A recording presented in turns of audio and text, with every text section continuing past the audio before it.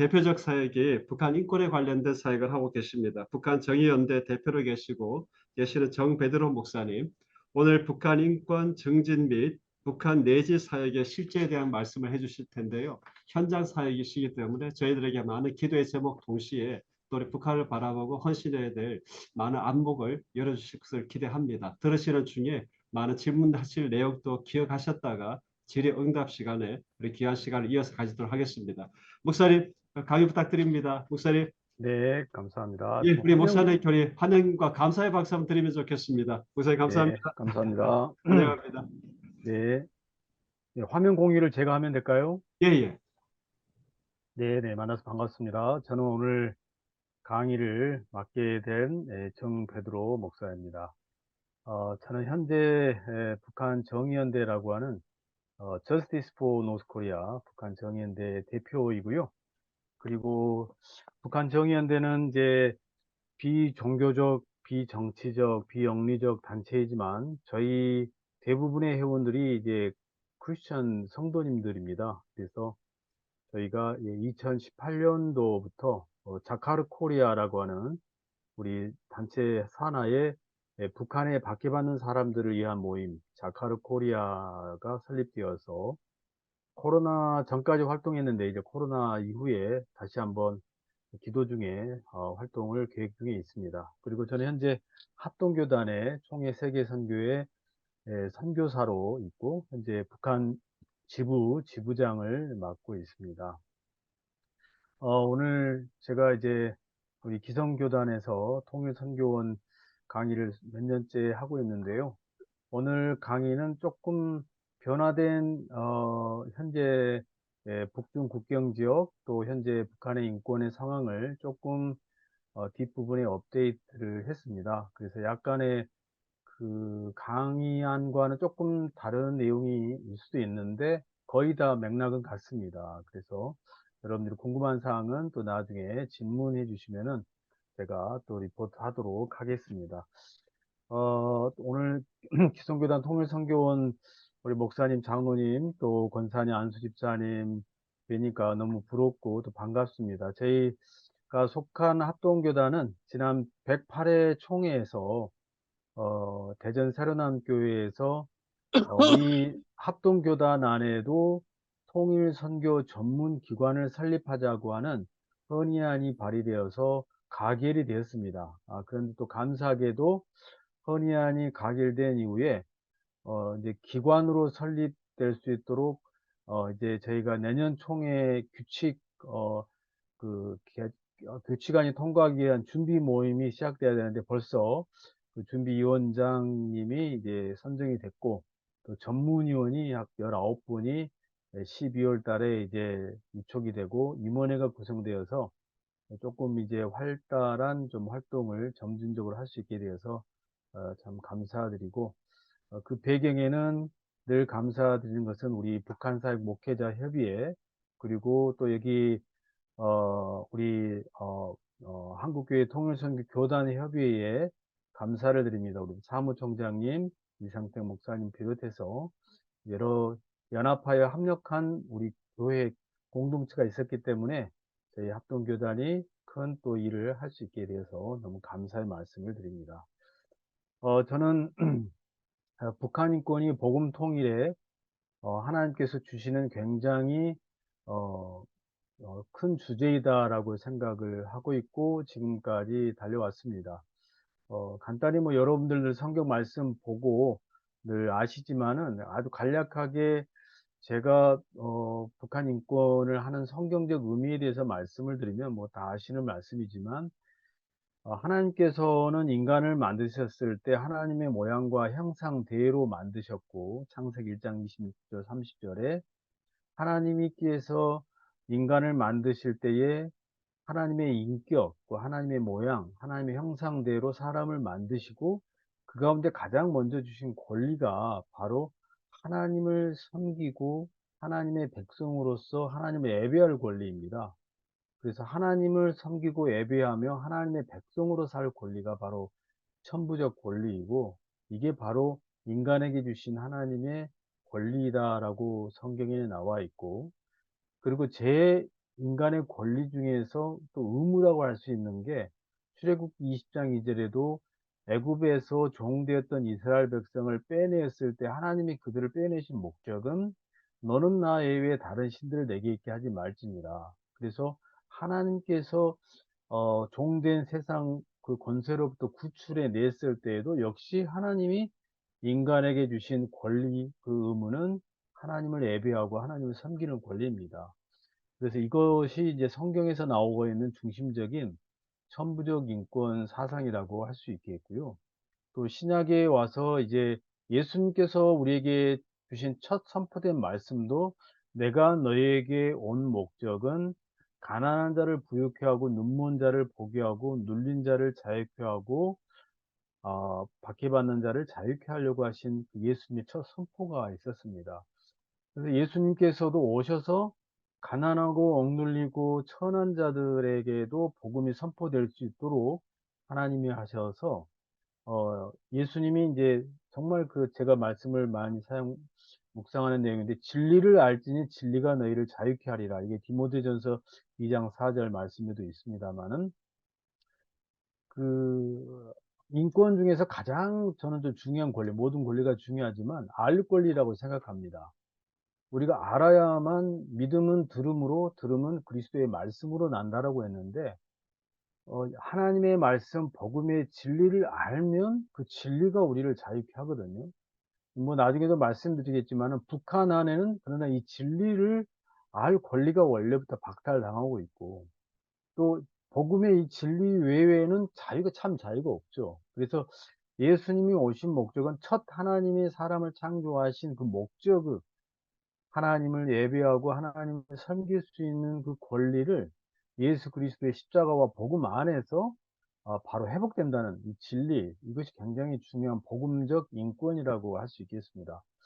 그래서 바울은 그 예수님의 그 복음 사상을 그대로 바울이 히브리인이고 그리고 율법사고 학자이고 그리고 정말 그 로마의 시민권이었지만은 그가 그리스도를 만나고 그리스도 안에서 진리를 발견한 이후에 갈라디아에서나 또 여러 신약 성경에 보면은 그리스도 안에서 누구든지 헬라인이나 유대인이나 종이나 자유자나 남자나 여자나 다 그리스도 안에서 하나이다. 그러니까 그리스도 안에서 하나 된다라고 하는 그러한 그 뭐 인권이라는 말을 성경에 나오지 않지만은 성경의 전체적인 모든 내용은 하나님의 형상, 예, 초대 교부 시대로부터 그 하나님의 형상에 대한 정확한 정의는 없지만 지금 와서 우리가 성경을 바라보면 하나님의 형상은 하나님의 인격이고 인간은 하나님의 인격으로 지음을 받아서 하나님이 우리를 지으신 그 인격적 권리가 바로 하나님을 누구든지 예배하고 하나님의 그 창조의 질서와 진리를 그대로 누리면서 온 세상에 하나님의 뜻대로 편만하게 살아가는 권리가 있다라는 것이죠. 그래서 복음이 온전하게 전파되면은 평등하게 되고 인권이 회복되는 그러한 역사가 온 누리에 일어난다라는 것입니다. 그래서 바울의 성경의 바울 신학은 바로 그리스도 안에서 누구든지 하나이고 만인이 평등하며 모든 그리스도의 그 공동체 안에서 알 권리가 있고 표현의 권리가 있고 그리고 누구든지 그리스도를 주로 고백하면은 다 하나님께서 구원하신다라고 하는 그런 놀라운 핵심이 바로 성경에 나와 있는 인권의 사상이라고 할 수 있겠습니다. 북한의 체제를 좀 우리가 이제 그런 측면에서 좀 비교해서 보면은 여러분 북한은 태어날 때로부터 알 권리를 박탈당하고 북한의 체제를 조금 몇 가지로 보면은 거의 이제 그 어 완전 통제 사회와 또 수령 이 주체 사상의 체제라고 할 수 있는데 여러분 그 김일성 동상과 김정일 동상이 저게 12.5m인가 엄청난 높이에 정말 큰 우상 동상이 있는데 저게 전 지역에 38,000개가 있습니다. 그리고 저 우상 앞에서 우리 모든 북한 2,300만 주민들은 정말 그 태어날 때부터 죽을 때까지 숭배하고 경배하고 어 정말 그 섬기하는 그러한 운명을 가지고 태어난 거죠. 그래서 북한의 이 주체 사상은 그 애드히런츠닷컴이라고는 국제 종교 연구 단체에 의하면은 북한은 국가라기보다는 종교 집단이다. 그리고 주체 사상교, 수령론을 믿는 종교 집단이다. 그래서 전 세계의 종교의 10대 종교 가운데 10번째가 바로 주체 사상교라고 이렇게 보고를 한 바 있습니다. 네. 그래서 현재 이제 북한의 이러한 체제가 정말 있다고 한다면, 북한의 체제는 그 핵심 계층, 동요 계층, 적대 계층 이렇게 나눌 수가 있는데, 바로 이 꼭대기 그 평양을 중심으로 한 김일성과 백두 혈통과 같이 하고 있는, 즉 빨치산 혁명, 김일성 그 항일 무장 어, 때와 같이 함께했던 그런 빨치산 혁명 세력들을 이제 핵심 계층이라고 하고, 그 이외에 이제 일반의 모든 대중, 인민 대중은 이제 동요 계층이죠. 동요 계층은 언제 어디서든지 이제 동요할 수밖에 없죠. 북한의 이제 전 주민의 약 7, 80%가 이제 동요 계층과 마지막 적대 계층이라고 할 수 있겠습니다. 기독교 같은 경우는 이제 41번째에 해당되는 적대 계층에 해당된다고 할 수 있고, 적대 계층은 이제 월남자 가족, 국군포로, 또,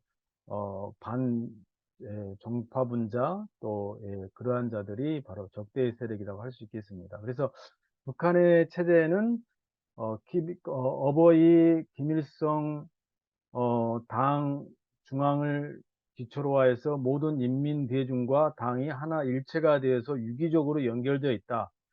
그래서 이것을 영원한 생명체라고 부릅니다. 그래서 어, 북한에는 영원한 생명체를 가지고 있는 주체사상, 이런 수령론이 있고, 이 사회적 동물론은 이런 그 영생하게 하는 주체 사상이 아닌 일반적 이 정치 이론은 이제 사회적 동물과 사회적 이론이라고 하는데, 북한에서는 그걸 전혀 받아들일 수가 없죠. 그래서 북한에서 가장 이 주체 사상의 적대적인 계층은 바로 여러분 아시죠? 예, 기독교입니다. 그래서 1945년 김일성이 해방 이후에 북한에 진입하면서 1945년부터 저희가 연구한 바에 의하면 기독교인들을 불러 태우고 교회를 태우고 숙청하고, 그리고 정말 피살하고 납치하고 집단적으로 학살한, 그래서 이제 북한의 현재 그 국제사회에서는 반인도 범죄라는 그러한 그 국제 형사법적인 기소를 지금 준비 중에 있는데, 또 다른 국제 범죄 가운데 하나에 속하는 게 뭐냐면 기독교 멸절과 기독교 학살을 하고자 했던 이러한 범죄를 대량 학살이라고 합니다. 그래서 북한을 다시 한번 책임자를 처벌하는 데 기소를 한다면 기독교 말살을 하고 있고, 멸절을 이미 북한은 이제 김일성이 1958년도에 기독교 없다라고 했죠. 그래서 자칭 스스로가 기독교를 멸절했죠. 그래서 북한은 국제 범죄 가운데 반인도 범죄하고 대량 학살에 해당되는 범죄를 기소할 수 있는 그러한 사상이라고 할 수 있겠습니다. 북한은 여러분 그 우리 기독교 10계명처럼 그 당일적 영도 체계 확립 10대 원칙이 있는데, 여러분 뭐 혹시라도 한번 좀 보신 분이 있을지 모르겠습니다만은, 김일성이 원래 그 1958년도에 당 일꾼들 앞에서 당위일적 사상을 확립할 때 대하여라는 그러한 강연을 한 이후에, 1958년 당일군 그 강연 이후에 이제 당일 사상 체계 확립 10대 원칙이 체계적으로 이게 확립이 되어 갑니다. 그래서 1974년도에 이 10대 원칙을 확립을 했는데, 이것이 이제 묘하게도 김정일 때까지만 해도 이 용어가 그대로 쓰였는데, 김정은에 와서 2013년도, 김정일이 2011년도에 사망하고 김정은이가 이 정권을 이어받으면서 2013년도에 이 용어를 바꿉니다. 사람 중심으로. 그러니까 처음에는 사상 체계 확립인데, 이제 김정은은 유일적 영도 체계. 그러니까 오직 김정은의 그 영도 체계가 되는 그런 10대 원칙을 세웠죠. 여러분 쭉 1번부터 10번까지 보시면은, 이 1번부터 10번 한번 쭉 한번 보시면은, 눈으로 한번 보시고인데, 여기에서 그 정말 독재적이고, 그리고 우상적이고, 그리고, 너무나, 예, 참, 신격화하고 있는 내용이 바로 3, 4, 5번이라고 할 수 있겠습니다. 김일성 권위의 절대화, 또 김일성 권위를 절대화하고 있죠. 그래서 김일성의 그 사진이나 또 김일성의 배지나 김일성이 나와 있는 신문을 함부로 해서는 안 됩니다. 그래서 저희 증언에 의하면은 이제 김일성이 나와 있는 신문을 깔고 앉았다가 정치범 수용소로 간 사람도 있고, 또 술 한잔 하다가 김일성 체제에 대해서 이 나라는 뭔가 잘못되어 가고 있어라고 하는 말을 무심코 했다가 하룻밤 사이에 그냥 사라지는 사람도 있었죠. 그래서 김일성 권위를 절대적으로 무시하면 안 되는 사회이죠. 정말 우리는 뭐 옛날에 뭐 전두환 뭐 박정희 정권 때 좀 그런 뭐 비슷한 일이 있었다고 하더라고요. 그러나 우리는 뭐 김일성 그런 김정은 체제와 같은 이에 비하면 그래도 우리나라는 민주화되고, 그리고 언론, 출판, 집회, 결사, 표현의 자유가 있지 않습니까? 또 4번에 보면은 김일성 사상 및 교시 신념 신조화. 그래서 김일성의 사상은 무조건 신조화하고 외워야 되는 것입니다. 그리고 5번에 보면은 무조건적 원칙을 지켜야 된다. 예, 그래서 어떤 통일선교나 기독교 학자들은 이 당일 영도 체계 확립 10대 원칙이나 이 10대 사상을 기독교의 이제 십계명과 이제 비교해서 구별하기도 하는데, 제가 봤을 때는 너무 무리한 해석이지 않는가 싶습니다. 예, 예. 그리고 정확하게 기독교 안에서부터 주체 사상을 만들었던 어떤 지도급 인사가 당율적 10대 체계가 기독교 십계명을 했다라고 공식적으로 시인한 것은 제가 아직 못 봤기 때문에, 그러나 어떤 구조상, 체계상 북한이 신격화되어 있기 때문에 우리가 기독교 사상과 비교했을 때 기독교의 십계명, 구약의 십계명처럼 북한에도 십계명이 있다 정도는 우리가 말할 수 있겠다라는 생각이 듭니다. 예, 그래서 북한을 바치고 있는 이러한 주체 사상이라고 하는 절대적 사상 아래서 또 북한을 통제하고 있는 게 바로 아까 말씀드린 사상적 통제가 있다면은 또 하나의 통제는 이제 구역 통제, 완전 구역 통제라고 할 수 있겠습니다. 그래서 북한은 현재 4개의 정치보험 수용소가 있습니다. 청진, 명간, 북창, 개천. 다른 수용소가 더 있었습니다만 다 통폐합되고, 현재 보고된 바에 의하면은 약 4개 정도가 지금 운영이 되고 있고, 이러한 정치범 수용소, 북한에서는 정치범 수용소라는 말을 하지 않습니다. 그냥 관리소라고 부릅니다. 그런데 정치범 수용소를 많은 사람들이 이제 이해하기 쉽도록 하기 위해서 표현을 하고 있고요. 그리고 굴락이라고 하죠. 예, 굴락이라고도 표현을 합니다. 러시아식 표현으로 하면은. 그래서 이제 이 관리소가 정치범 수용소인데, 이 관리소는 이제 두 가지로 나눠집니다. 혁명화 구역과 완전 통제 구역으로 나눠지는데, 혁명화 구역은 말 그대로 이제 혁명화시켜, 사람이 잘못된 그러한 사상을 혁명화시켜 가지고 다시 이제 석방하는 구역이 혁명화 구역이고요. 이 완전 통제 구역은 한 번 들어가면은 영원히 나오지 못하고 시체도 찾지 못하는 구역이 바로 완전 통제 구역입니다. 지금 그림의 왼쪽에 나와 있는 것처럼 빨간 표시된 곳이 바로 이제 완전 통제 구역입니다. 그리고 이 완전 통제 구역, 여기도 그러니까 아까 말씀드린 것처럼 관리소라고 하는데, 관리소는 완전 통제 구역이라고 봅니다. 관리소 니꼬르 완전 통제 구역. 그런데 관리소 주변에 있는 또 다른 구역이 있는데, 이것이 혁명화 구역이고 여기는 형기를 마치면 나올 수 있는 구역이다라고 이렇게 보시면 됩니다. 그 외에 북한의 인권 침해 장소는 이제 구류장, 단련대, 도직결소, 각 도마다 이제 직결소가 있습니다. 그리고 교화소가 있습니다. 자, 탈북자들이 이제 강제 북송되면은 북중 국경 지역에 약 6개 정도의 보위부 구류장에서 조사를 받고, 거기에서 조금 보위부 구류장에서 고문이나 박해를 받으면서 그냥 단순하게 중국에 단순히 먹을 것, 또 정말 살기 위해서 갔다라는 이유나 혹은 뭐 인신매매에 의해서 속아서 갔다라는 이유로 단순하게 그냥 갔다가 체포돼서 북송된 경우에는 김정일이 시대 때에는 그냥 단련대 뭐 6개월, 1년 뭐 그리고 이제 뭐 형기를 받는 사람도 있고, 일단은 그 북중 국경지계 보위부 구리장에서 이제 도집결소로 넘어가고요. 도집결소에서 이제 교화소로 이제 갑니다. 교화소는 우리나라 말로 하면 교도소입니다. 그래서 이런 형태의 북한의 이제 침해가 이루어지고 있는데, 지금 가운데 그 군부기본 보위부 지도원이 지금 정치범 수용소에 있는 사람들을 일렬 4, 5열 종대로 세워놓고 권총을 차고 지금 작업 지시를 하고 있는 모습을, 지금 거기 그 완전 통제 구역에서 경비대를 했던 안명철 씨의 증언에 의해서 제가 이 자료를 올려드렸습니다. 이렇게 완전 통제 사회에서 살아가고 있는 이 북한 주민들은 강도 높은 그러한 통제에서 매일매일 강제 노동에 시달리면서 양식이라고는 옥수수 깡냉이 정말 손 한 주먹도 안 되는 것을 세 끼에 다 먹고, 그것도 없어서 굶어서 몸무게 막 7, 80kg 되는 사람이 이제 허약에 걸려서 38kg, 35kg가 되어서 굶어서 죽는 일이 많다라고 이렇게 증언되어지고 있습니다.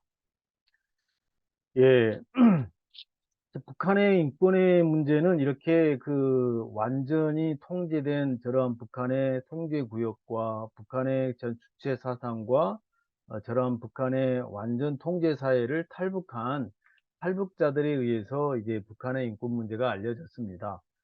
저희 개인적으로도 저는 뭐 북한 인권에 대해서 잘 몰랐습니다. 저는 84학번이고 또 제가 광신대학교, 호남에 있는 광주에 있는 광신대이고 광주중앙교회 출신이고, 그리고 제가 광신대 신학대학원 하면서 총학생회장도 하고 그러면서 말 그대로 저는 뭐 그 당시에 김대중 대통령이 만든 그 어, 새국민회의 산하에 있는 세계 청년 학생 지도자 25인 가운데 한 명일 정도로 저는 아주 북한에 대해서 인도적, 평화적, 또 햇볕 정책, 그리고 북한과의 민족 화해와 협력, 통일을 지향했던 그러한 정말 그러한 신학생이었죠. 예.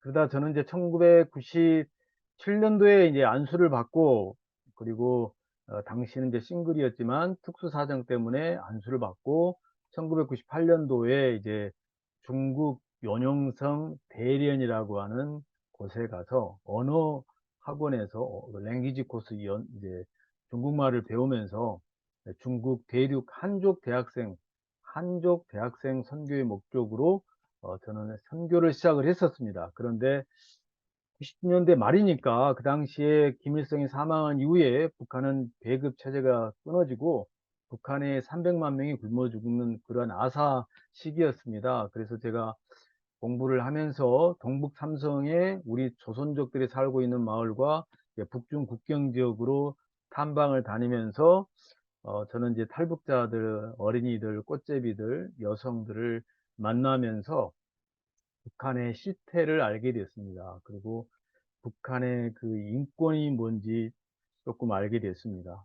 그런데 그, 정말 그 동북 삼성의 조선족 마을, 또 연길 시내, 그리고 그 도시의 그 역전 주변에 있는 우리 탈북자 꽃제비들을 보면서 너무나 너무나 참 가슴이 아팠고 어찌할 도리가 없는데, 제가 하나님께 기도를 했습니다. 하나님, 제가 중국 선교 왔지만 그래도 제가 대학 다니면서도 우리 민족의 통일과 그리고 하나님께 주신 평화적 복음 통일을 마음 가운데 기도했는데, 중국 선교를 왔지만 정말 우리 동족이 이렇게 굶어 죽고 체포돼서 불안에 떨고 북한으로 북송되어 또 죽고 하는 이들을 도울 수 있는 길이 있다면 제가 함께 돕겠습니다라고 기도함을 했을 때, 제가 이제 미국인 코리안 아메리칸 선교사님을 만나서 그 사역에 함께 이제 동역을 하면서 제가 탈북자 꽃제비들을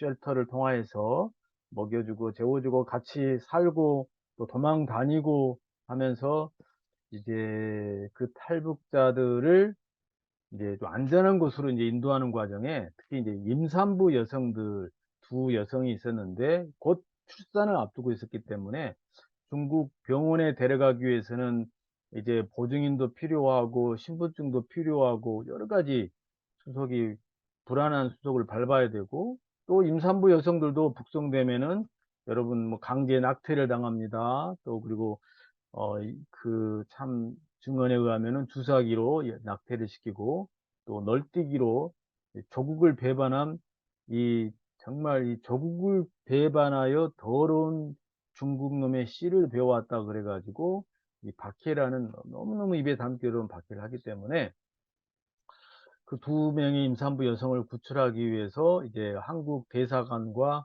영사관에 진입시키는 일을 해서 성공을 하고 그리고 남은 우리 꽃제비들 또 이 가족들을 구출하는 과정에서 제가 중국 공안 함정에 빠져가지고 체포되어서 중국 감옥에서 제가 한 1년 반 동안 옥살이를 하고 공산당이 주는 옥수수 떡도 먹어보고 또 중국 사람들, 중국 제수들과 함께 살아보면서 1년 반 동안 중국 감옥에서 하나님께서 저에게 주신 연단 잘 감당하고 이제 제가 한국에 추방돼서 와서 북한 인권 활동을 하게 됐습니다. 그처럼 이제 90년대 중반에서부터 지금까지, 최근까지도 이 탈북자들을 우리가 섬기고 있는 가장 많은 계층은 바로 우리 기독교 선교사님들, 한국인 목사님들, 외국인 또 선교사님들, 또 코리안 해외 디아스포라 우리 선교사님들이었습니다. 이분들에 의해서 이제 탈북자들이 보호받고 구출되고 한국에 와서 이제 살면서 이제 국제사회에 나가서 증언을 하게 된 것이죠. 탈북자들이 이제 국제사회에서 증언하러 갈 때는 저희 이제 인권 시민사회와 함께 뭐 제네바 유럽 유엔 어, 사무실 그리고 뉴욕 유엔 본부 또 유럽 의회 미국 일본 캐나다 의회를 방문하여서 북한 인권 실태를 증언을 하게 됐습니다. 저는 그 탈북자들에 대한 인권 문제를 세계인권선언에서 뭐 다 해당이 되지만은 그중에서 한 몇 가지 탈북자들이 지금 세계인권선언에서 가장 지금 보호받지 못하고 있고 적용되어야 될 몇 가지 사항이 있습니다. 첫째로 세계인권선 제2조에는 모든 인간은 인종, 피부색, 성, 언어, 종교, 정치, 그 밖의 견해, 민족적 또는 사회적 출신, 재산, 출생 또는 다른 지위 등과 같은 어떤 종류의 구별도 없이 선언에 제시된 모든 권리와 자유를 누린다. 이게 모든 인간이 누리는 권리입니다. 이것이 세계인권선에는 하나님의 일반 섭리 가운데 하나님의 형상으로 지음받은 인간의 권리가 보편적 인간의 보호받을 권리로 이렇게 센텐스로 나와 있는 게 이제 세계인권선언이라고 할 수 있습니다. 그리고 이번에도 보면은 모든 인간은 생명권과 신체의 자유와 안전을 누릴 권리가 있고 아무도 고문이나 가혹하거나 비인도적이거나 모욕적인 처우 또는 형벌을 받지 않는다. 이게 바로 이제 난민에 관한 국제협약에 적용이 되는데요. 난민에 관한 국제협약에 따라서 탈북자들은 고문이나 비인도적 처우나 형벌을 받지 않아야 되는데 이렇게 강제 송환돼서 이렇게 위험에 처해질 경우에는 강제 송환돼서는 안 된다라고 하는 유엔 난민에 관한 제33조에 강제 송환 중지의 원칙이 있습니다. 지금 현재 그래서 중국은 이 협약을 위반하고 있다라고 보여지고요. 그리고 3번에 보면 모든 인간은 각국 경계 안에서 이동과 거주의 자유를 누릴 권리가 있다. 박해를 피해 타국에서 피난처를 구하고 누릴 권리가 있다. 그래서 탈북자이든 누구든 모든 인간은 이동의 자유와 거주의 자유가 있는 겁니다. 그리고 박해를 피해서 피난처를 구하고 그곳에서 누릴 권리가 있습니다. 그래서 이제 좀 제가 앞으로 이제 시간이 없어서 빨리빨리 중요한 이야기는 말씀드리겠습니다만은 중국에 있는 탈북 난민을 해결할 방법은 중국 당국이 바로 이렇게 세계 인권선언 또 국제 난민에 관한 협약 그리고 강제 송환 중지의 원칙, 그리고 중국이 가입하고 있는 고문 방지 협약, 이것들을 우리가 지켜야 되는데, 그럼 이것들을 어떻게 실현시킬 수 있느냐? 제가 계속 한국 정부는 대한민국 헌법에 따라서 탈북자들도 우리나라 국민이고, 국제법에 따라서 보호 책임을 가지고 중국 정부에 당당하게 탈북자들이 송환되어서는 안 된다. 그리고 외교적 어떤 문서를 통하여서 중국 정부에게 강력히 촉구하라고 제가 10월 7일 항저 아세안 게임 전에도 그러고 게임 이후에도 그리고 계속 그렇게 주장을 해왔죠. 근데 우리나라는 통일부 장관이 조금 그나마 적극적인 거 외에는 심지어 최근에 대통령조차도 한중 정상회담을 갖기 위해서 전혀 이러한 탈북자들의 권리에 대해서 말하지 않고 있다. 저는 참 상당히 이건 위험한 정말 태도다라고 봅니다. 성경에 하나님께서 사울과 이 뭡니까 다윗을 하나님께서 어떻게 구별하십니까? 하나님은 하나님을 좌우로나 우로나 치우치지 아니하고 하나님께 순종하는 왕을 하나님이 기뻐하시거든요. 애굽의 왕을 두려워해서도 안 되고 아수르 왕을 두려워해서도 안 되고 그 북이스라엘과 남유다가 왜 찢어지고 망했습니까? 뭐 너무 또 나가면은 또 안 되기 때문에 그렇습니다만은 우리나라는 정말 탈북 난민을 복음 통일하려면은요, 탈북자들의 문제를 적극적으로 지금 기도해야 됩니다.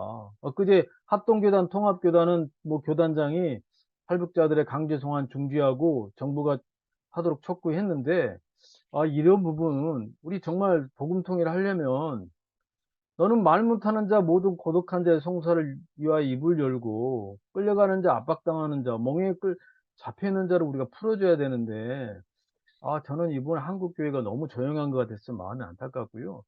이제 다시 한번 말씀드린다마는 중국이 가입하고 있는 국제협약을 지키고 가장 우선의 방식은 유엔 난민기구가 있습니다. UNHCR. 그럼 UNHCR이 중국에 있거든요. 우리나라에도 한국에 유엔 난민기구가 있어요. 그럼 한국에 있는 유엔 난민기구는 우리나라에 입국한 난민이 난민 심사를 받고 본국으로 송환되지 않아야 되고 우리나라에서 보호해야 되고 그러나 범죄인이거나 어떤 국제형법에 어떤 조촉된 그러한 인터폴에 의해서 수배된 자들은 그 당연히 이제 본국으로 송환되거나 국제 인터폴에다가 넘겨야 되겠죠. 그러나 본국으로 송환되어서 처형이나 박해를 받을 우려가 있을 때는 난민의 인정을 주고 그 사람이 대한민국에 일단 거주해야 되는 겁니다.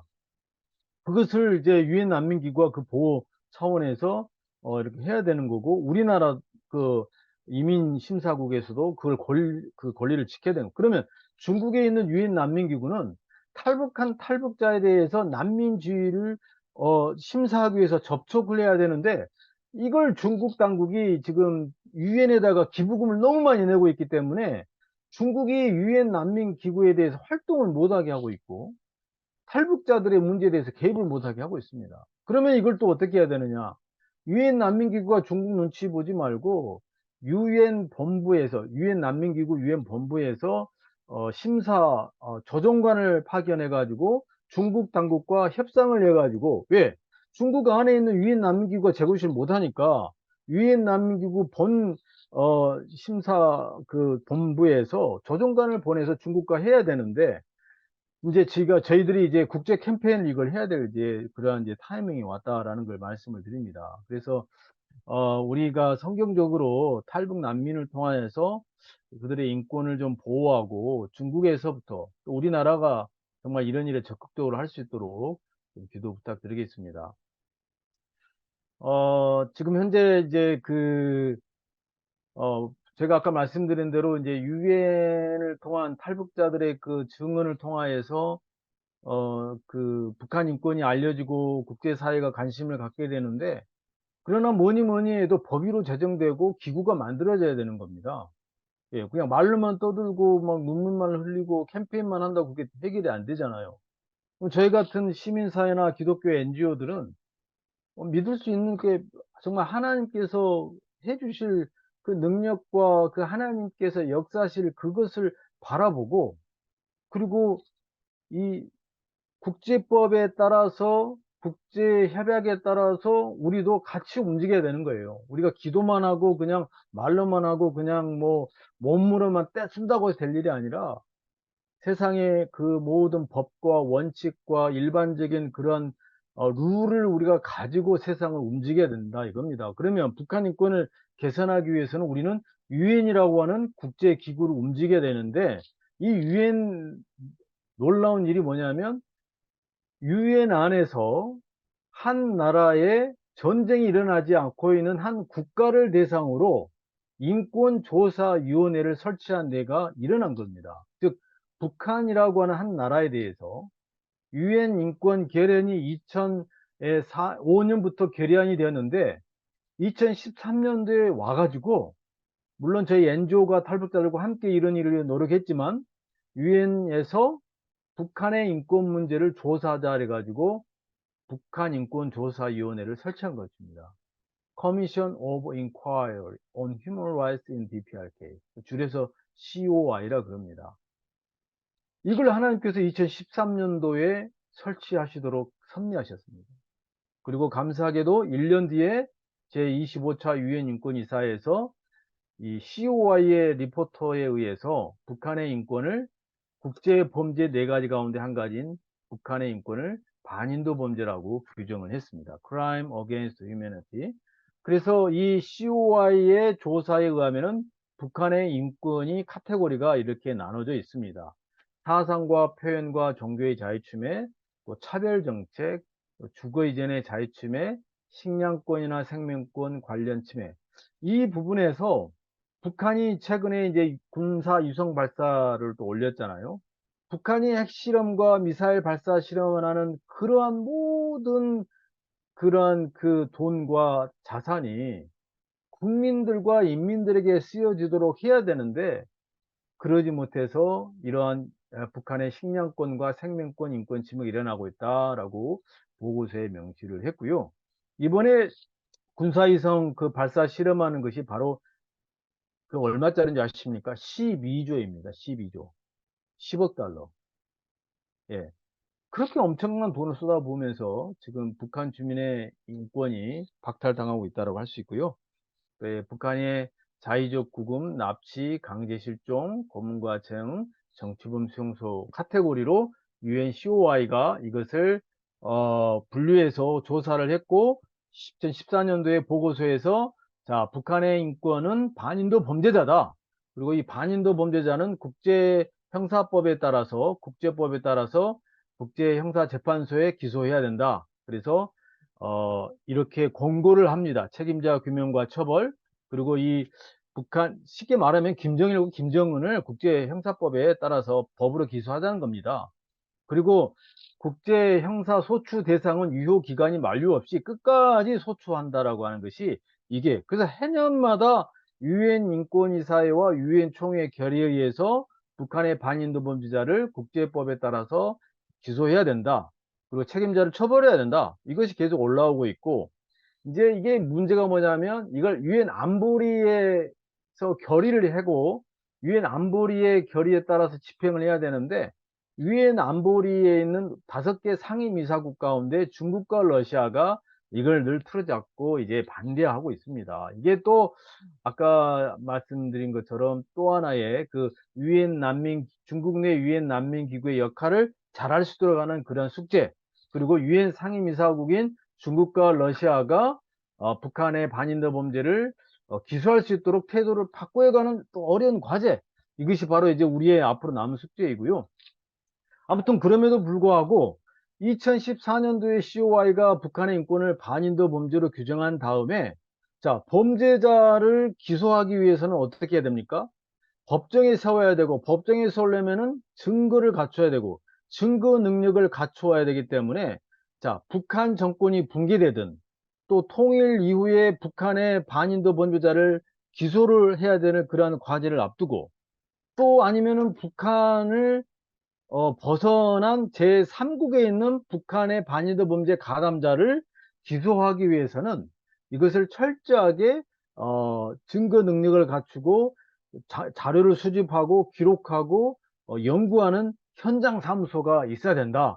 그래서 이게 예산이 약 유엔 인권 현장 사무소가 약 100억 이상이 들어가는데 하나님께서 이 유엔 인권 현장 사무소를 또 대한민국 서울에 2015년도에 설립을 시켜 주셨습니다. 그래가지고 저희 NGO들, 저희 같은 저는 너무너무 늘 감사합니다. 하나님께서 예산도 없고 인력도 없고 돈도 없고 백도 없고 세상 권세도 없는데 하나님의 능력 하나 믿고 하나님의 공의와 정의를 믿고 하나님의 그 큰 그림 안에서 역사적이고 종말론적인 예수님이 다시 오시기 전에 하나님의 나라가 한반도에서 공의롭게 세워져서 정말 북한과 몽골과 저 러시아와 이스라엘과 땅끝까지 한반도가 하나님의 제사장대에서 하나님의 시온의 백성으로 공의와 정의를 선포할 수 있도록 북한의 인권 문제를 하나님께서 국제법과 국제사회에서 이걸 해결할 수 있도록 여기까지 20년 이상 달려온 겁니다. 그래서 2015년도에 서울의 유엔 인권 현장 사무소가 일본이나 태국으로 가지 않고 이것이 설립이 되어 가지고 현재 우리 북한 인권 단체들은 옛날에 미국과 여러 가지 국제 기구의 비행기 값 들여서 카드 값 만들고 빚을 내서 그리고 너무나 어렵게 그렇게 했던 그러한 시절은 좀 지나가고 이제는 탈북자 인권 침해가 있으면은 종로에 있는 유엔 인권 사무소에 딱 가서 증언하면은 바로 이 증언을 바로 우리 유엔 직원이 또 감사하게도 10년 전에 저희들과 활동했던 우리 후배 다음 세대가 벌써 유엔 인권 현장 사무소의 직원으로 딱 와 있는 거예요. 그리고 세계 곳곳에 이 다음 세대 청년들이 지금 제가 이번에 뉴욕에 갔는데 거기에도 유엔 본부에 갔는데 거기에도 우리 기독 크리스찬 청년들이 일을 하고 있는 겁니다. 지금 하나님께서 한반도 통일을 위해서 세계 곳곳에 지금 일을 하고 있습니다. 그래서 유엔 서울에 있는 유엔 현장 사무소에 증언을 딱 하면은 이 직원이 딱 타이핑을 해가지고 어떤 그 해커나 테러자가 이 정보를 침범하지 못하도록 저기 제네바에 있는 유엔 데이터베이스 센터로 이게 다 넘어갑니다. 철저하게. 그래서 통일 후에 북한의 반인도 범죄자를 기소할 수 있도록 지금 하고 있고 이러한 역사적 선례가 있습니다. 수단 다르푸르 사태나 리비아 까다피 처형할 때나 그리고 루안다 학살 그리고 캄보디아 킬링필드 학살 또 미얀마 로힝야 그 소수민족 학살 이런 모든 것들이 바로 인권 어, 현장 사무소와 또 이러한 국제법에 따라서 기소를 하기 위해서 지금 진행되고 있는데 그 가운데 하나가 바로 북한의 반인도 범죄를 기소하기 위해서 서울에서 지금 가동 중에 있다라는 것을 여러분이 알아주시고요. 그리고 이러한 그 국제사회와 국제법에 따라서 나가는 그럼 대한민국 당사국은 뭐 하느냐? 그래서 우리가 또 열심히 대한민국도 북한 인권법 제정하라 해가지고 17대, 18대, 19대 국회에 열심히 싸워가지고 제가 더불어민주당 국회의원한테 고소당하면서 감옥 갈 뻔했습니다마는 그래가지고 그 북한인권법 제정 반대하는 송파구 심재권 의원 지역구 사무실에 가가지고 심재권이가 낸 북한인권법은 김정일의 하수법안이다.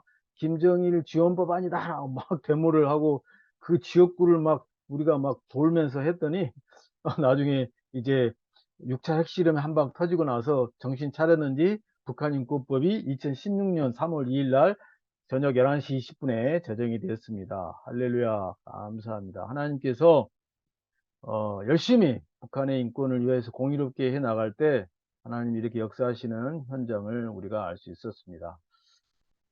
예, 그래서 현재 탈북자 이런 북송이 너무나 심각하고요. 제가 알기로는 90년대 중반과 2020년대까지 저는 20만 명이 강제 북송되었다라고 하는 제 나름대로의 연구가 있었고요. 그리고 이제 그 얼마 전에 이 말씀을 드려야 되겠는데요. 이번에 항저우 아시안 게임 지난 10월 7일 날 이제 끝나지 않았습니까?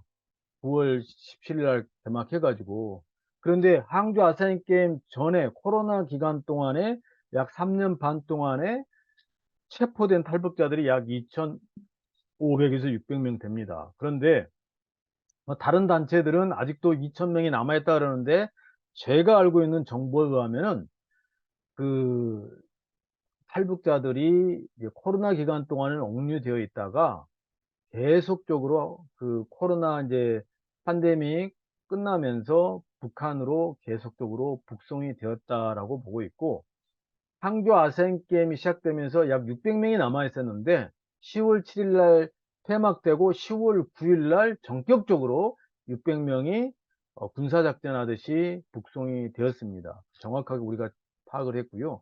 그리고 저희 정보에 의하면은 10월 9일 날 북송되기 전 나흘 전에 이미 북한에 있는 당 간부, 당 기업소 그 차량들을 다 국경 지역에다가 배치를 해가지고 중국에서 오는 차량 호송을 미리 준비했다라는 정보를 제가 받았습니다. 이렇게 그 항저 아시안 게임의 정신이 마음에서 마음으로라고 하는 그러한 슬로건이었지만, 중국은 너무나 뻔뻔하게 정말 이런 국제사회의 어떤 그 인도적 그러한 요청을 그냥 억눌러 버리고 강제 송환을 했습니다. 그래서 그 강제 송환된 탈북자들이 현재 저희가 파악하기로는 북중 국경 지역에 지금 보위부에서 조사를 받고 있고, 제가 추측하기로는 어 전부 다 강제 수용소로 가지 않을까라는 그런 우려를 가지고 있습니다. 뭐 여러분 뭐 탈북자 구출 상황은 뭐 너무나 잘 아시죠? 현재 동남아로 현재 탈북자들이 구출되고 있는데, 참고로 이거 말씀드리겠습니다. 하여튼 뭐 영화 그 요즘에 비욘드 유토피아 거기에도 뭐 이건 뭐 어디에 말하지 않고 제가 여기에서 말합니다만은 뭐 좀 여러 가지 좀 검토해 봐야 될 영화이고요. 예. 또 여러 가지 인권 침해적인 상황도 있고, 또 이것 때문에 탈북자들의 루트가 더 지금 막혀가지고 사고도 많이 나고, 또 무슨 뭐 1만 킬로미터 뭐 이지성 작가가 쓴 책 때문에, 아니 1만 킬로미터를 뭐 이지성 작가고 슈퍼맨만 탈북자 구출합니까? 그 책을 보면은 뭐 엉뚱하게 정말 제대로 탈북자 인권과 탈북자들의 그 보호를 위해서 하고 있는 선량한 선교사들과 저희와 같은 단체들을 싸잡아 가지고 비방을 해 가지고, 정말 요즘에도 저한테 뭐 어떻게 하면 좋냐 항의도 오고, 저도 탈북자 구출 기금이 정말 힘들어지는 그런 상황이 왔는데, 제가 지금 그 1만 킬로미터에 대한 책 비평을 좀 쓰려고 하고 있고요. 그리고 비욘드 유토피아 그 안에 영상도 저희 단체가 만든 영상을 무작위로 도용해서 썼는데, 이런 부분도 나중에 한번 제가 정리를 할 겁니다. 뭐 참고로 여러분에게 말씀을 드립니다. 뭐 저희 지금 현재 뭐 동남아에 있는 탈북자 구출 영상인데요. 여러분들에게는 소리가 안 나올 수 있습니다. 그런데 한 1분짜리 짧은 영상인데, 지금 동남아로 탈북자들을 구출을 하고 있는, 예, 저희 코로나 기간 동안에도 7명을 구출했었고요.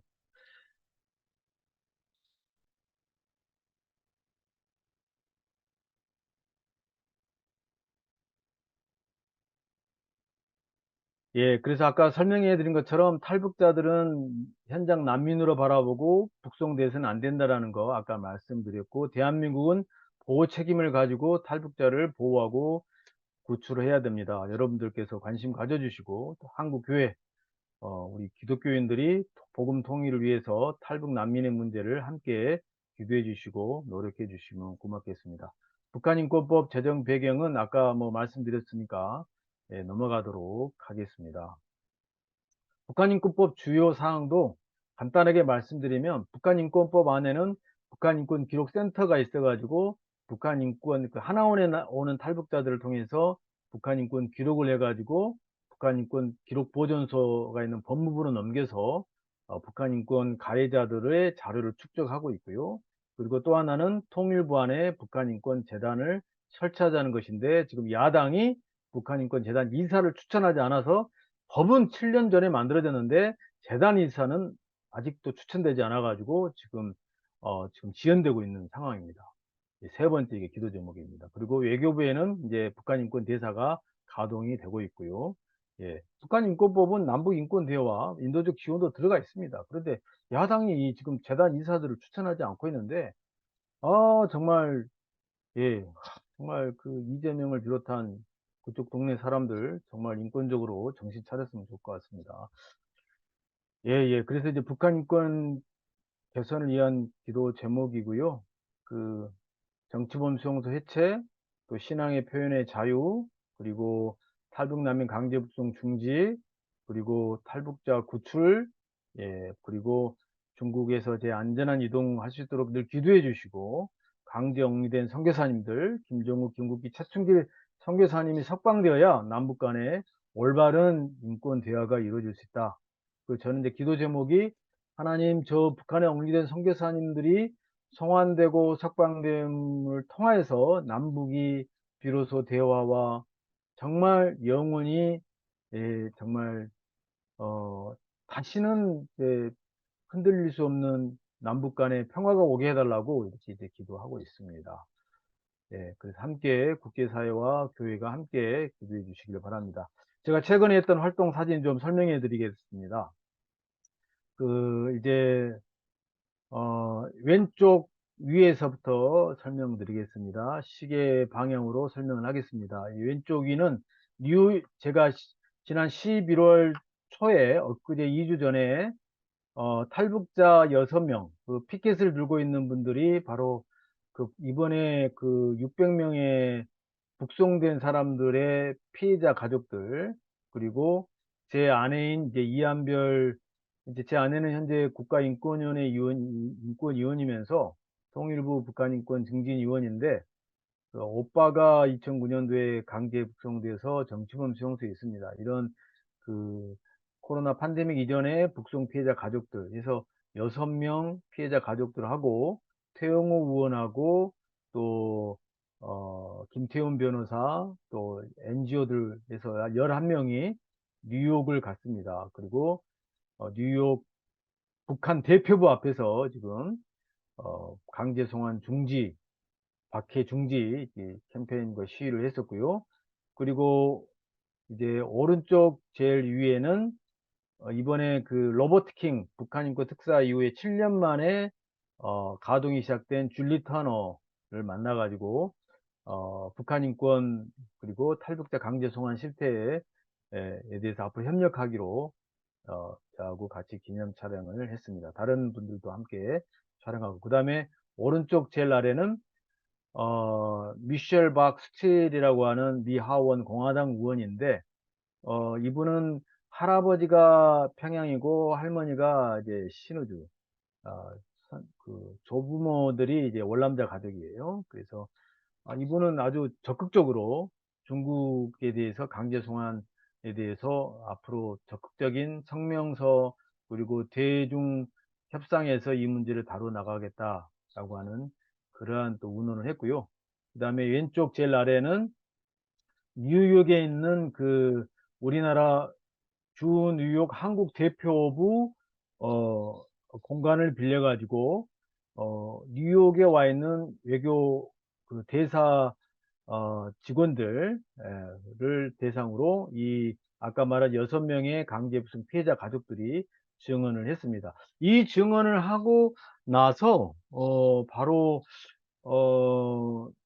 얼마 전에 유엔 제3위원회에서 문구를 넣는데, 그 문구가 뭐냐면은 중국이라고 하는, 차이나라고 하는 이름은 거명하지 않았어도 중국은 탈북자 강제 송환을 중지하고 북중 국경 지역이 개방됨에 따라서 고문받을 우려가 있는 나라로 송환돼서는 안 된다라고 하는 아주 구체적인 그러한 결의안이 나왔고, 이번 12월 달에 유엔 북한인권 결의안에 그것이 앞으로 나올 예정입니다. 예, 그리고 왼쪽 위에 지금 6명의 탈북민들, 지금 북송 피해자 가족들 증언의 모습이고요. 그리고 왼쪽 아래는 바로 유엔 총회 현장에 가서 우리가 함께 기도하고 탈북자들과 함께 현장에서 우리가 땅을 받고 이렇게 왔습니다. 그리고 이제 오른쪽 위에는 미국에 있는 크리스 스미스 의원인데, 이분은 40 몇 년간 국회의원 하시는 분인데 이번에 아주 실력 있는 분입니다. 이분을 통해서 앞으로 중국의 탈북자 강제 북송 문제를 위한 여러 가지 노력을 함께 하기로 이렇게 태영호 의원과 함께 했고요. 저희가 약속을 1시간 반이나 빵꾸를 냈는데도 기다리신, 정말 지금까지 정말 이런 분은 처음 봤습니다. 너무 하나님께 감사드리고요. 그리고 마지막으로 오른쪽 제일 아래는 워싱턴 DC에 있는 중국 대사관 앞에서 우리 전체가 이제 1인 전체가 이제 강제 북송 중단 시위를 하고 제가 마지막으로 1인 시위를 한 장면을 올려놨습니다. 네, 이제 강의를 마치도록 하겠는데요. 북한의 회복, 북한의 재건을 위해서는 저희 여러 가지 원칙이 있는데 5가지 저는 5R 기도 제목입니다. 첫째는 remember, 기억하고, rescue, 구출하고, recovery, 탈북민들을 회복하게 하며, reset, 북한을 재창조하고, 그리고 마지막으로 북한을 재건하는 rebuild. 이러한 기도 제목을 한번 올려드렸습니다. 예, 우리 통일선교 여러분들 너무 모범적으로 잘하고 계시는데 앞으로도 북한 인권 서적 뉴스를 지속적으로 읽으면서 기도 제목을 늘 가지고 기도하시고 또 여러분 지금처럼 북한 인권 또 북한 선교를 위해서 기도하고 지속적인 학습과 훈련을 하시기를 권면해 드립니다. 그리고 늘 북한 인권을 기억하며 교회와 공동체가 북한 인권을 알리고 함께 나가시기를 주의 이름으로 축원하면서 마지막 이사야 58장 6절 말씀 읽고 마치도록 하겠습니다. 내가 기뻐하는 금식은 흉악의 결박을 풀어주며 멍에의 줄을 끌어주며 압제당하는 자를 자유케 하며 모든 멍에를 꺾는 것이 아니겠느냐. 네, 감사합니다.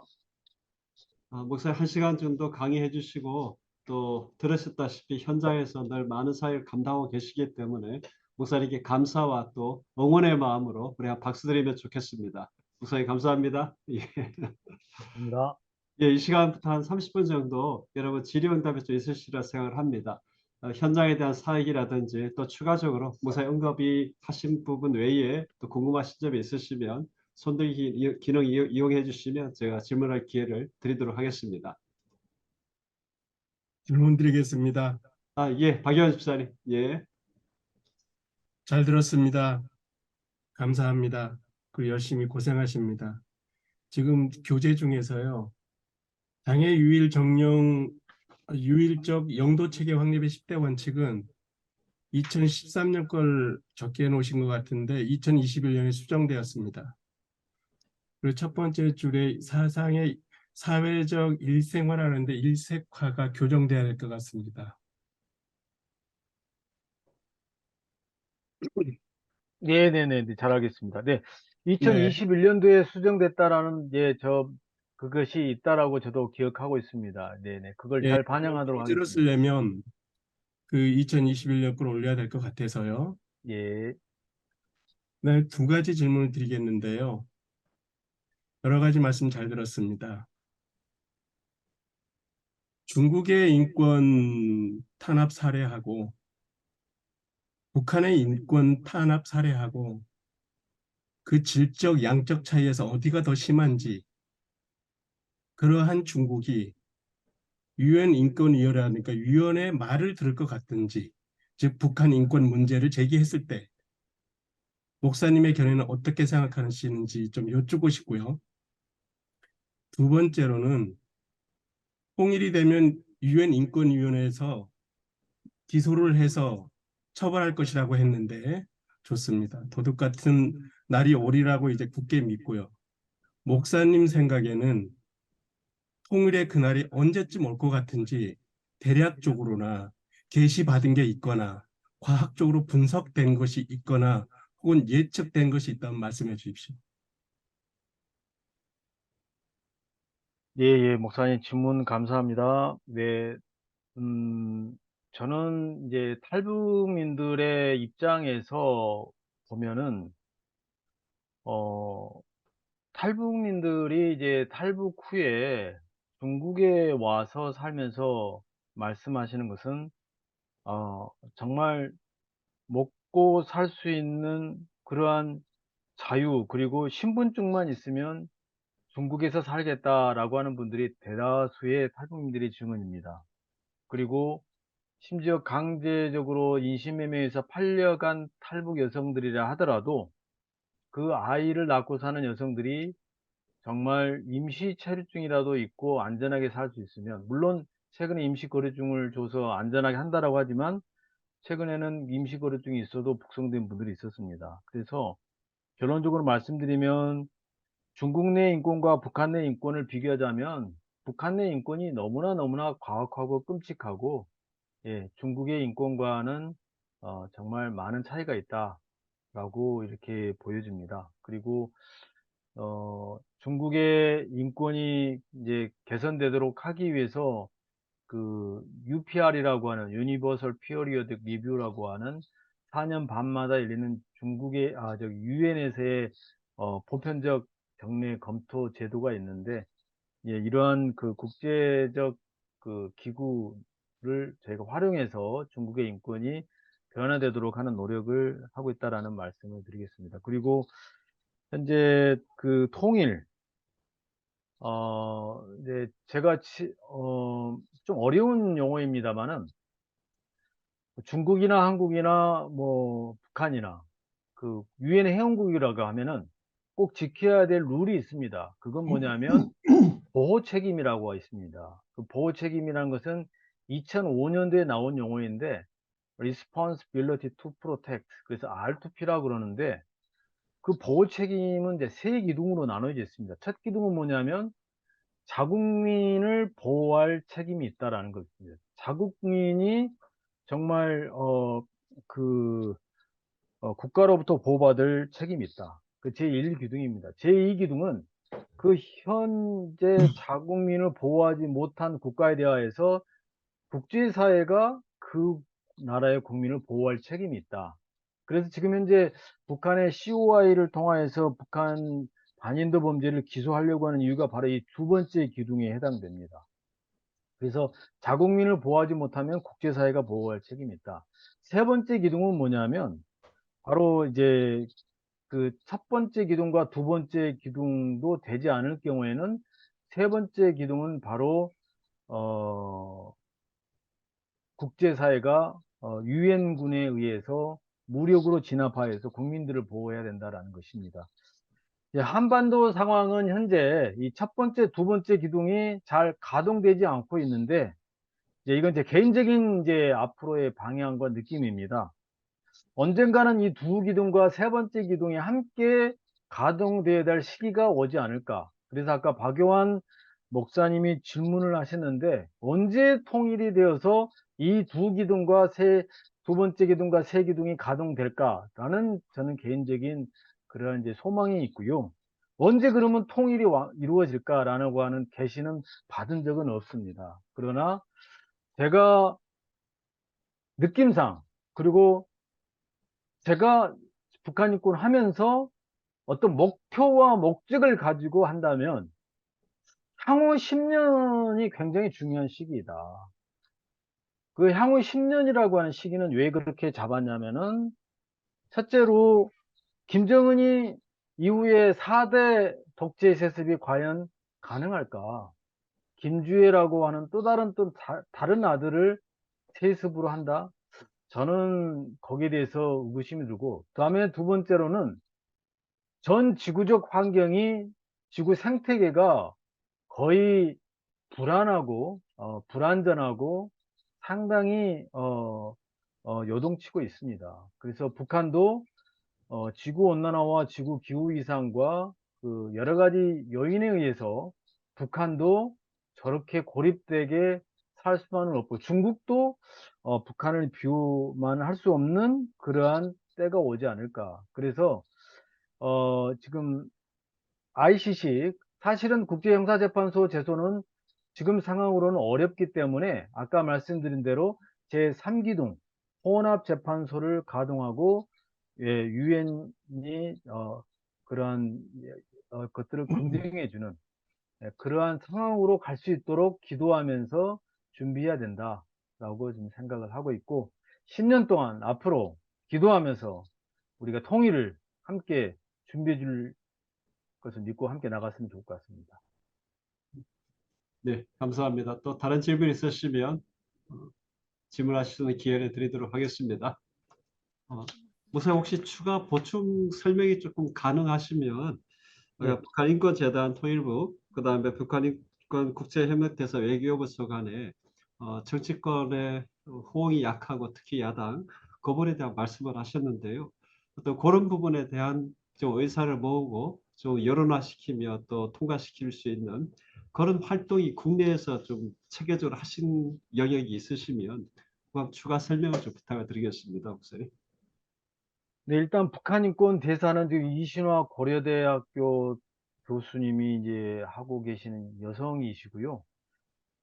그, 뭐, 문제는 없습니다. 그리고 잘 하고 계시고, 그리고 또 특이한 게 이제 유엔 북한 인권 특별 보고관도 엘리자베스 살몬도 여성이고, 그리고 이제 아까 제가 만났던 미국의 북한 인권 특사도 줄리 터너도 이분이 이제 줄리 터너도 고아 출신이에요. 한국에 태어났어요. 미국으로 입양된 여성이죠.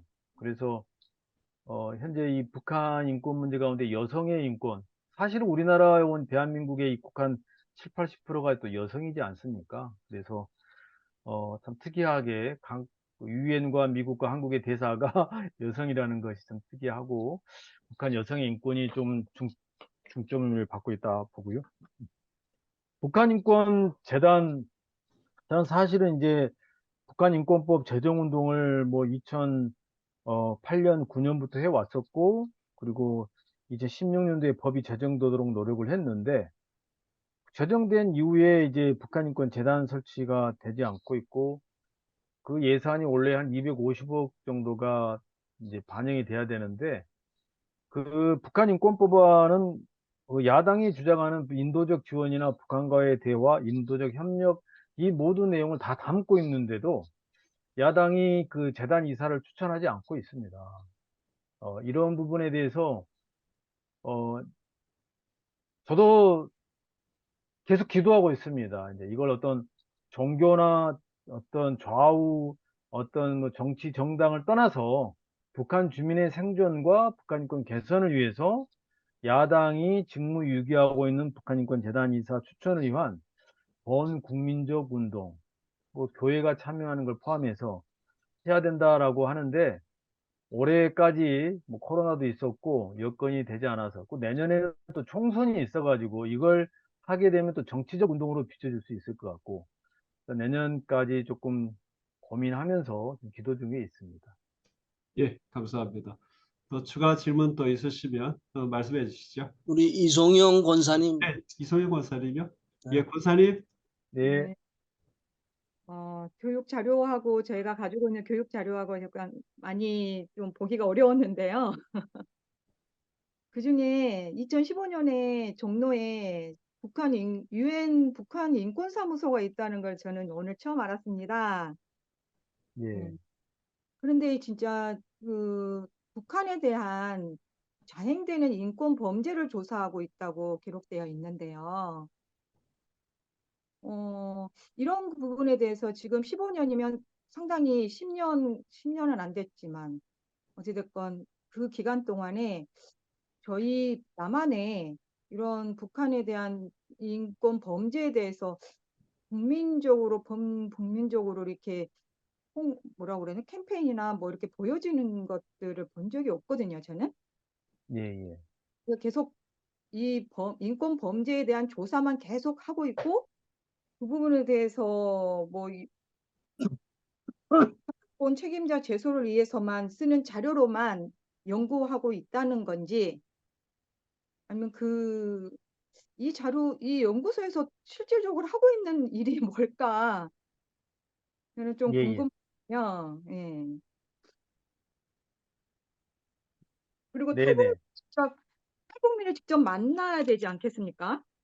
예, 그 자료 검증을 하거나 증거 자료를 수집하려면 그분들의 어떤 구두로만 경험했던 그런 부분들의 구두로만에 대한 어떤 그런 증거 자료만 수집을 하는 건지 아니면 그들이 가지고 오는 어떤 증거 자료가 있는 건지 어떤 식으로 자료를 기록하고 작업을 하고 있는지 그런 부분이 좀 궁금해지네요.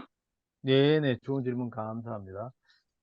아까도 제가 이제 강의 시간에 이제 말씀드린 것처럼 한국에 와 있는 유엔 인권 현장 사무소의 역할은 어, 북한 지도부와 북한의 인권 침해 가해자들을 앞으로 법정에 세우기 위한 여러 가지 증거들을 계속적으로 수집하고 이것을 기록하고 그리고 제네바와 같은 그 유엔 본부에 저장하는 역할을 하고 있습니다. 그래서 지금 당장 그 현장 사무소 말처럼 북한 내에 현장으로 갈 수 없기 때문에 원래는 북한이 유엔 인권 직원들을 오도록 허용을 해야 되는데 들어가지 못해서 가장 가까운 대한민국에 이제 현장 사무소를 설치했고, 아까도 말씀드린 것처럼 그 북한 인권 범죄 가해자들을 기소하기 위한 증거를 계속적으로 축적하고 나중에 기소하기 위한 증거 능력을 갖추기 위한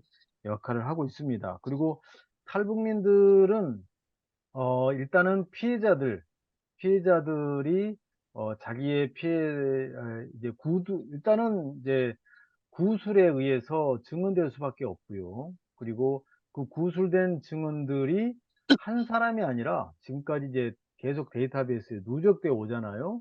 그럼 그 누적된 그 구술 증거라 할지라도 때로는 북한이나 하여튼 이거 여기서 말하기 어렵지만은 거기에 관련된 북한 내부에 문서가 있습니다.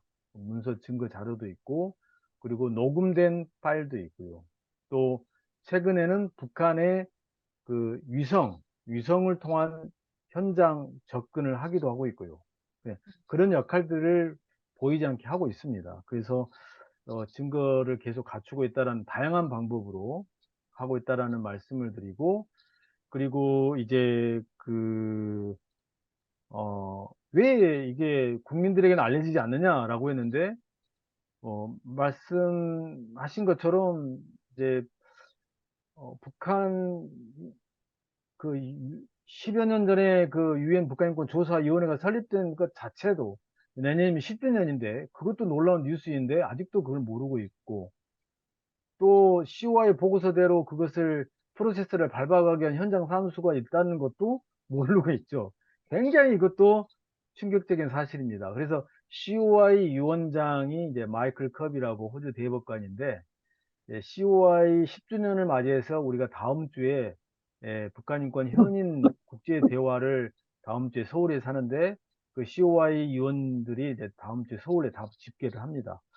아무튼 그 2015년부터 지금까지 나름대로 중요한 그 보고서 발간이나 세미나가 있을 때는 언론에 나오기도 하고 있고요. 잘 안 관심이 없어서 그러지 또 서치를 해봐야 되는데 계속 나오고는 있습니다. 나오고 있고 계속적인 활동을 하고 있습니다. 네. 제 강의 내용이 진짜 어렵고 되게 힘든, 그리고 참 현실적으로 교회에서 적용할 만한 것이 참 어려운 그러한 과제인 것 같습니다. 그래서 죄송합니다만 쉬운 질문 하나 드리겠습니다. 예, 박연 집사님. 네, 그 목사님, 예, 우리나라는 같은 한 민족이자 전쟁 당사자국입니다.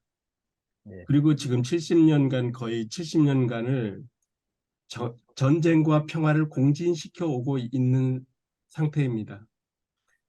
아무래도 북한의 최고의 약점은 인권 실태겠지요. 인권 탄압이겠죠. 그 인권 탄압을 조사하고 처벌하자는 유엔 기관을 하필이면 쌍방의 당사자국인 한국에 우리나라 서울에다가 설치한다는 것이 기독교적 정신에 부합되는지에 대해서 한번 설명해 줄 수 있나요? 아니면 그냥 답변 안 하셔도 됩니다. 참고로 저는 정치적으로는 어떤 것도 양극성이 없습니다. 중도적입니다. 네네. 일단은 인권은 가해자의 편에 선 게 아니라 피해자의 편에 서는 것이고요. 그리고 동서독 통일이나 폴란드나 또 여러 서방에서의 공산권이나 나치차에서 자유가 된 나라들은 거의가 다 그 인권 기록 보존소를 설치하고 그리고 통일 이후에 그러한 그 피해자들의 그 목소리를 듣고 그것을 가해자, 나이가 고령이든 어떠한 신분이든 상관없이 끝까지 그 가해자를 규명하고 처벌하거나 어떤 징계를 함으로 말미암아서 피해자들이 그나마 상처가 치유되고 그리고 진실이 규명되고 하는 것을 볼 수 있었습니다. 우리나라의 5.18 강주 민주화 운동 때 그 학살당한 사람들의 그 피해를 그냥 덮고 있었다고 한다면 얼마나 지금도 많은 그 상처받는 그리고 얼마나 많은 그 지역적인 감정들이 녹아져 있겠습니까? 그래서 남북한이 통일이 되었을 때에는 가해자가 아니라 피해자 중심에서 진실 규명 또 현재 그 유엔 조사위원회나 현장사무소 그리고 국제사회는 이런 피해자들의 진실규명과 보상 문제, 또 위로 문제까지 다 포함하고 있고요.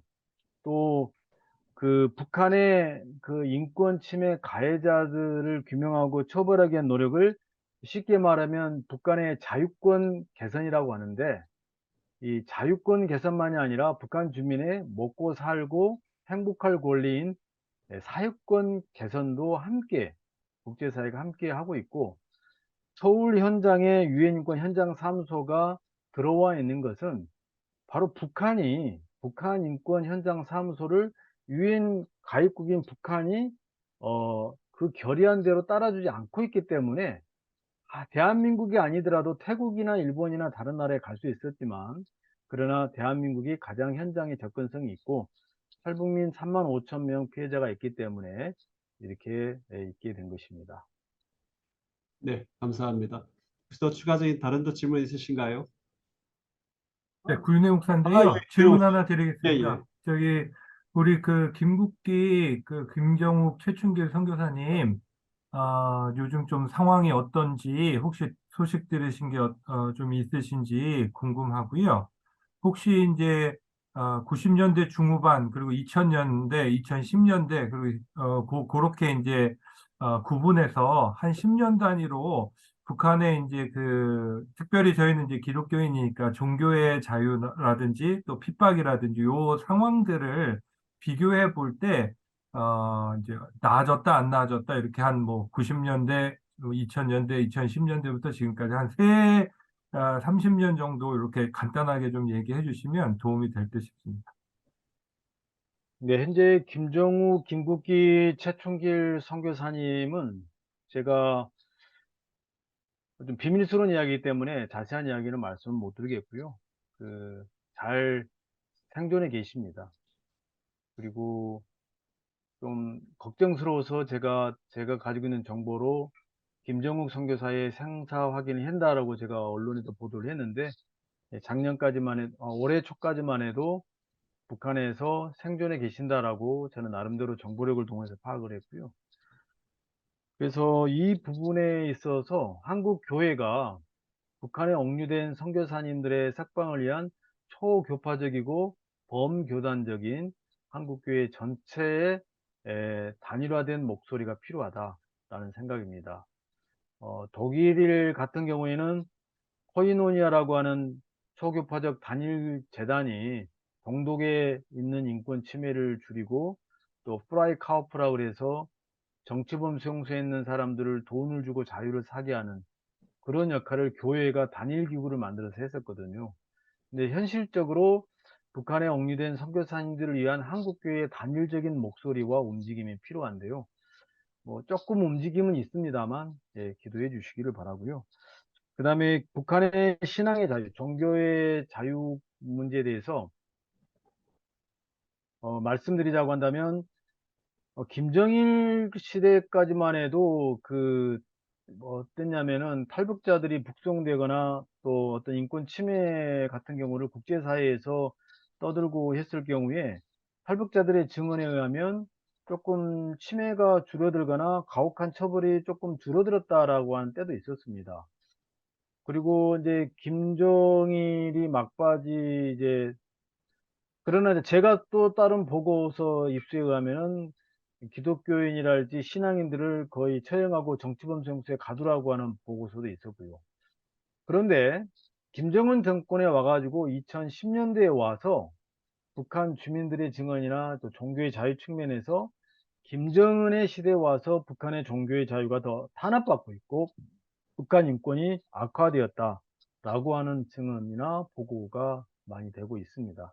그리고 더군다나 그 감시 체제가 더 발달돼 가고 있고, 또 2,600명의 탈북민이 북송된 이후에 현재 북한에서 이들을 어떻게 김정은이가 처리할 건지에 대한 굉장히 지금 모니터링이 필요한 상황에 있습니다. 결론적으로 말씀드리면 김정은은 더 악독하게 주민을 통제하고 탄압하고 있다. 종교의 자유도 마찬가지라고 보고 있습니다.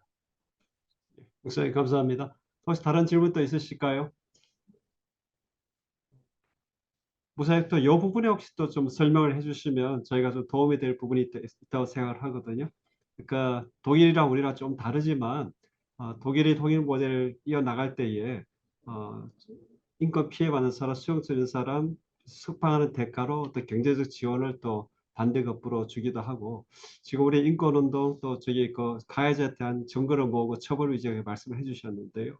우리 한국 정부나 우리 한국 사회, 우리 교단 전체가 그런 인권 개선을 위해서 그들이 어떤 행동을 하면 어떤 반대적인 또 지원이라든지 그런 방향으로서의 어떤 인권 지원 운동이라든지 활동이 있었는지, 아니 또 그럴 가능성이 또 있는 것인지 이런 부분도 한번 좀 주시면 좀 도움이 될 것 같습니다. 예, 좋은 질문입니다. 일단은 좀 쉽게 말씀드리면 역대 뭐 박정희, 그리고 전두환, 노태우, 김영삼 이후로 쭉쭉 역대 정권이요, 북한에 대해서 원칙적인 입장에서의 인권적 개선 노력을 기울이진 않았다고 봅니다. 그중에서 가장 대표적인 게 국군 포로 문제하고 납치자, 그리고 이산가족 문제 같은 경우는 우리 정말 자국민이거든요.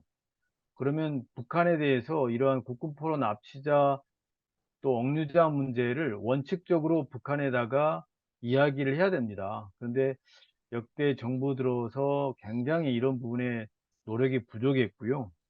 그리고 이제 이런 부분을 계속적으로 또 남북 관계에서는 굉장히 예민하기 때문에 할 수가 없다라고 하는 측면이 있죠. 특수한 환경이니까. 그러면 이런 부분에 대해서 뭐 저희 NGO나 또 시민사회가 그러한 원칙적 입장을 정부에다가 이야기를 해야 되는데, NGO들도 계속적으로 정치권이나 또 어떤 정략적 당략의 NGO가 줄 서버리고, 또 어떤 뭐 NGO답지 못한 활동을 해왔었죠. 이런 것들은 올바르지 못한 과거가 있었고요.